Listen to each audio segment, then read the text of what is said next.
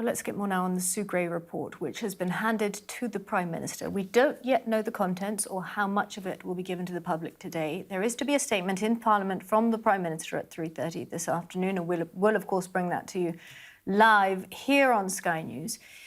In the meantime, though, let's speak to Rivka Gottlieb. Rivka sadly lost her father during the first wave of the pandemic and is now a member of the COVID-19 bereaved families for justice. Rivka, thank you so much for talking to us.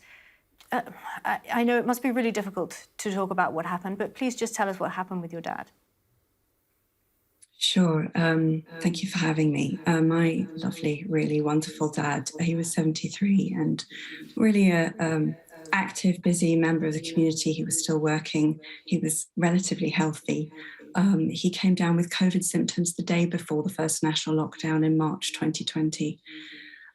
He was horribly ill at home for about 10 days. The NHS 111 service told him to stay at home and take paracetamol. We knew he was gravely ill. By the time he got into hospital, it was really too late. And he was put on a ventilator and died 2 weeks later. Meanwhile, my mother had caught COVID from him, looking after him, and she was also hospitalized and has suffered from long COVID ever since, really debilitating symptoms.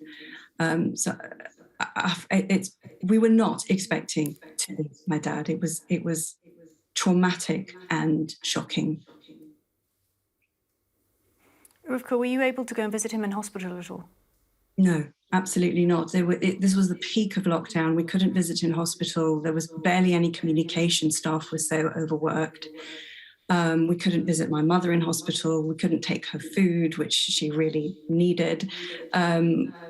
We couldn't even see each other, my brother and I, in our separate households. We followed the rules absolutely to the letter. At my father's funeral, we had to stand separate in separate households, outdoors. We couldn't have any guests. It was immediate family only, just a handful of us. There would have been hundreds of people at his funeral if it had not been for that. We weren't able to go through the normal mourning rituals that help people, comfort people. We couldn't see friends. We couldn't have prayer services. We had to do everything on Zoom. It was incredibly difficult, and it made grieving and mourning much, much harder. Who was with your dad when he died, Rivka? I have no idea. Presumably staff at the hospital, but none of us were there. And how does that make you feel? It's devastating, and the hardest thing all along has been not having been able to say goodbye. My last communication with my father was by text message because he couldn't speak. He was coughing so badly. So you followed the rules. How do you feel? How did you feel when these alleged parties, the news about these alleged parties came out, and as each one has come out, these revelations, how has that made you feel? It's made me very, very angry. It's absolutely disgusting. Sadly, I'm not all that surprised. Once the initial anger had faded after the first revelation, and then it's been one after another again and again, and we hear about more and more parties, I'm less and less surprised. And one of the reasons that I'm not surprised is because it shows what the culture was in Downing Street, in Westminster at the time.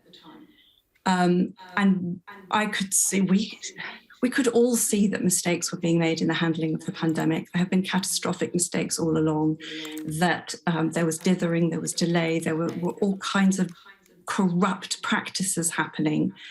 I don't even need to name them. We all know they were happening, and we all know that these parties were happening. They've been admitted to, even Mr. Johnson has admitted to them. We don't need the Sue Gray report to tell us what happened. We know what happened, and it's absolutely unacceptable.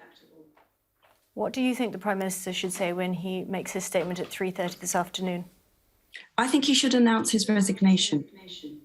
His position is untenable. He is not credible as a Prime Minister. He should not be in office. He's not fit for office. And he is a walking public health hazard. Should another variant come along and further restrictions need to be imposed, nobody will take him seriously. He has completely botched our country's response to the pandemic and has gaslit our country into accepting very high levels of death and long COVID. It's completely outrageous that he's even still in office. Rivka, thank you so much for talking to us, and we're so sorry for your loss. Thank you.